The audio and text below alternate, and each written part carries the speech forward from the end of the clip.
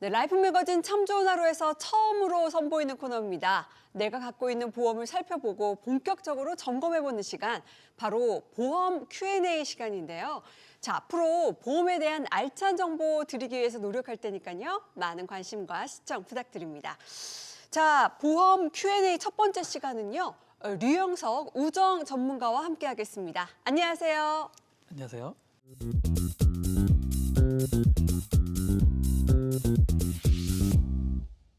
네, 보험 Q&A 두 전문가가 실제로 상담했던 사연을 들고 와주셨는데요. 어떤 사연인지 한번 살펴보겠습니다. 안녕하세요. 저는 올해 3월 결혼을 앞둔 33살 새신랑입니다. 그동안 제 보험을 어머니가 가입해 주셨고 보험료를 납입해 주셨습니다. 결혼을 하게 되면서 제 보험은 제가 관리하게 됐는데요. 도대체 뭐가 뭔지 모르겠습니다. 저 좀 도와주세요.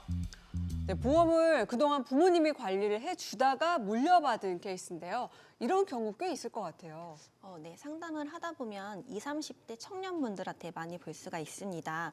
부모님이 관리하던 보험을 물려받게 되면 내가 어떤 보험에 가입을 했는지, 어떻게 보장이 되는지, 납입 중인 보험료는 얼마가 되는지 대부분 모르시는 분들이 대다수입니다.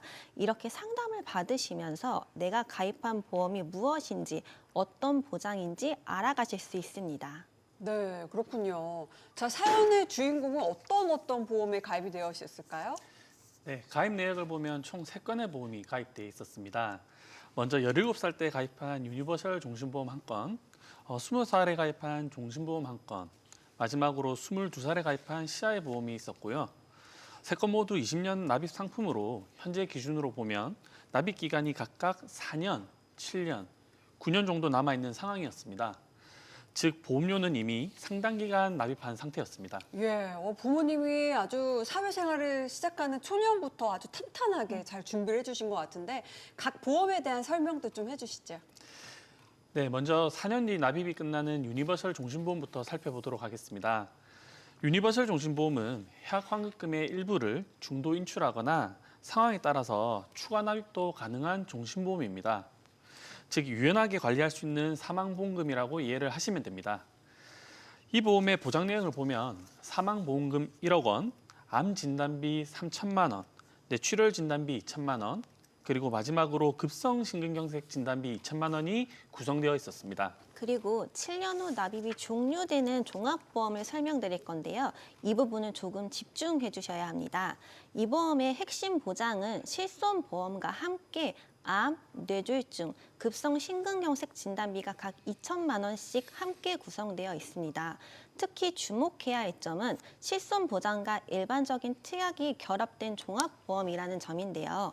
2017년 4월 이후 출시된 3세대, 4세대 실손 의료비 같은 경우에는 모두 단독으로만 가입이 가능했습니다. 반면 예전에 판매되었던 1세대, 2세대 실손은 일반적인 특약과 함께 종합보험 형태로 가입할 수 있었습니다. 예, 모든 실손보험은 갱신형 보험으로 알고 있고 해지하는 시점까지는 좀 꾸준하게 보험료를 납부해야 한다 이렇게 알고 있는데 이 보험은 잔여 납입 기간이 7년이라고 하셨어요. 이 부분이 좀 이해가 안 되는데 설명을 해주실 수 있을까요? 네, 그래서 이 부분은 조금 집중해 주셔야 된다고 말씀을 드렸는데요. 모든 실손보험은 갱신형 보험이기 때문에 종합보험 형태로 가입했던 1세대, 2세대 실손 역시 가입 기간 동안 보험료가 계속 발생됩니다. 다만 납입 기간이 7년 남았다라는 뜻은 실손보험이 아닌 암, 뇌, 심장, 일반 특약의 납입 기간을 의미하는 거고요. 실손 자체는 앞으로도 계속 갱신이 된다는 점은 기억하셔야 됩니다. 네, 일단 이름이 실손보험이 아니라 종합보험이고 7년 후에는 분명 보험료를 다 냈는데 왜 또 내라고 하지 의문을 품을 수 있는 부분이었을 텐데 사연 주인공께서도 이 실손보험료는 계속 청구된다는 점 기억해 두셔야 할 것 같네요. 네, 맞습니다. 그리고 마지막으로 이제 납입 기간이 9년 정도 남아 있는 보험이 한 건 있었는데요. 바로 CI 보험입니다. 이 보험은 보장 내역이 비교적 단출한 편인데요. 사망보험금 5천만 원, 그리고 중대한 질병으로 진단받았을 때 진단금이 4천만 원 보장이 되어 있었습니다. 조금 더 쉽게 설명드리면 이 CI 보험은 크리티컬 일네스, 즉 중대한 질병을 보장하는 보험입니다. 기본 구조는 종신보험이고요. 중대한 질병에 걸렸을 때 사망보험금의 일부분을 당겨서 미리 지급해주는 방식이라고 이해를 하시면 됩니다. 네. 중대한 질병에 걸렸을 때 사망보험금을 선지급한다? 그럼 이 중대한 질병에는 어떤 것들이 있나요? 네, 이 시아의보험에서 말하는 보장은 약간 제한이 있습니다. 크게 보면 6가지의 중대한 질병, 중대한 수술, 중대한 화상 및 부식 등이 이제 시아의 보장 범위에 속하게 되거든요. 여기서 말하는 이 중대한 질병은 중대한 암, 중대한 뇌졸중, 중대한 급성 심근경색, 말기 신부전, 말기 간질환, 말기 폐질환까지 총 6가지에 해당이 됩니다. 그런데 여기서 많이들 궁금해하시는 부분이 있습니다. 예를 들어서 이제 암에 걸렸다면 과연 이 모든 것이 중대한 암에 포함이 될까요? 근데 아무래도 이 암 자체가 심각한 질환이니까 중대한에 속하지 않을까 싶은데요. 네, 안타깝게도 이제 암이라고 해도 모두 중대한 암에 해당되지는 않습니다. 네. 그럼 뭐가 중대한 암일까요?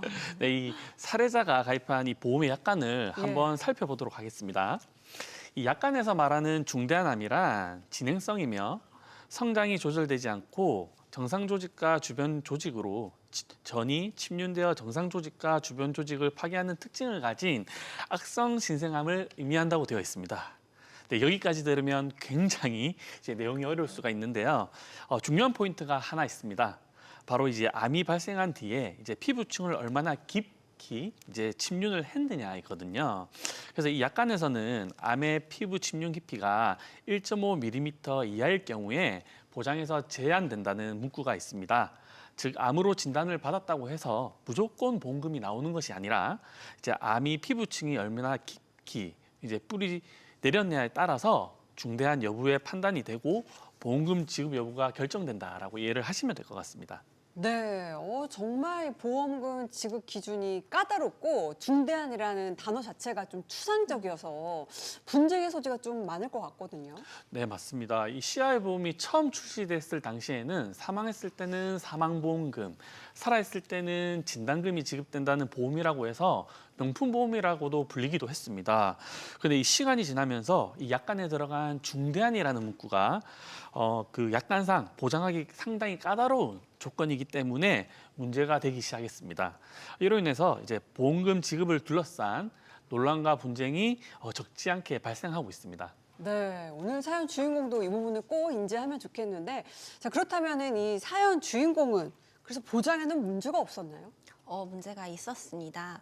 보험에서는 암, 심장, 뇌혈관 질환의 3대 질환이라고 불리는데요. 사연의 주인공은 암 진단비 5천만 원, 뇌졸중 진단비, 뇌출혈 진단비 각 2천만 원, 급성 심근경색 진단비 4천만 원을 준비해 두었습니다. 네, 각 분야별로 뭐 충분한 준비를 해둔 것 같은데 어떤 문제가 있었을까요? 암 진단비는 또래에 비해 준비가 되어 있는 편이었는데요. 심장 질환과 뇌혈관 질환 보장의 범위가 좁고 보장 금액이 적은 상태였습니다. 심장 질환의 보장 경우 가장 범위가 좁은 급성 심근경색을 준비하는 것보다 조금 더 넓은 허혈성 심장 질환 그리고 범위가 더 넓은 심장 질환을 진단비를 준비하는 것이 좋고 뇌혈관 질환 역시 마찬가지로 제한적인 뇌출혈보다는 뇌졸중 그리고 범위가 더 넓은 뇌혈관 질환 진단비를 준비하는 것이 바람직합니다. 네, 사연 주인공의 경우에는 심장 질환이더라도 급성 심근경색에 걸려야만 이 보험금을 수령할 수 있다 이 말씀이신 거죠? 네, 맞습니다. 만약 이 사연 주인공이 협심증이나 부정맥 등의 심장 질환에 걸렸다면 보험금을 수령할 수 없는 상태였습니다. 예, 뭐 요즘에는 정말 이 건강검진도 잘 돼 있고 질병을 조기에 발견할 확률도 높아지고 있잖아요. 중대한 질병이 발견되기 전에 단계에서 진단을 받거나 보장의 폭이 좀 굉장히 좁은 질환에 걸리게 되면은 보장을 못 받을 수도 있다 이 말일 수도 있을 것 같은데 어떻습니까? 네, 맞습니다. 따라서 이분의 보장은 보완이 필요한 상태입니다. 네, 어떻게 보완을 하면 될까요? 네, 우선 이분 같은 경우에는 사망보험금이 총 1억 5천만 원 정도로 꽤 크게 구성이 되어 있었습니다. 요즘 생존 기간이 길어지다 보니까 이제 사망보장보다는 살아있을 때 활용할 수 있는 방향으로 보험을 리모델링하기로 결정하셨고요.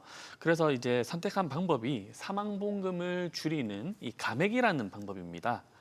그렇다는 말은 보장의 크기를 줄일 수 있다 이 말씀이실까요? 네, 맞습니다. 그래서 기존 보험에 이제 새로운 특약을 추가하거나 이런 방법은 힘듭니다. 하지만 이미 가입돼 있는 이제 특약을 해지한다거나 기존에 가입돼 있는 주계약의 보장 금액을 줄여서 월납입 보험료를 낮추거나 납입을 중단하는 이런 기능은 또 가능합니다. 네. 그러면 이 사연의 주인공은 유니버셜 종신 보험과 또 CI 보험에서 감액을 좀 할 수 있겠네요. 네, 맞습니다. 그래서 이 두 보험 모두 감액을 진행했고요. 먼저 4년 뒤 납입이 끝나는 유니버설 종신보험은 사망보험금을 1억 원에서 5천만 원으로 감액을 했습니다. 그리고 두 번째 CI 보험 같은 경우에는 5천만 원에서 2천만 원으로 감액을 진행했습니다. 예, 사연 주인공 같은 경우는 뭐 20대 초반부터 이걸 냈던데 그럼 월 보험료에 좀 변화도 생겼을까요? 네, 이 보험료에 확실하게 변화가 생겼습니다. 예.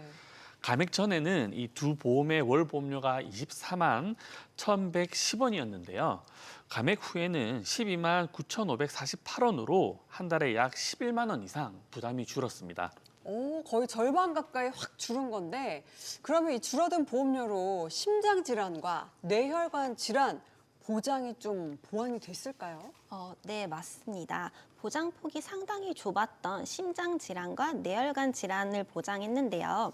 뇌혈관 질환 진단비, 심장 질환 진단비 각 1,000만 원씩, 순환계 질환 주요 치료비 2천만 원과 혈관 약물 치료에 해당하는 혈전 용해제 치료를 1,000만 원 보강했습니다. 네.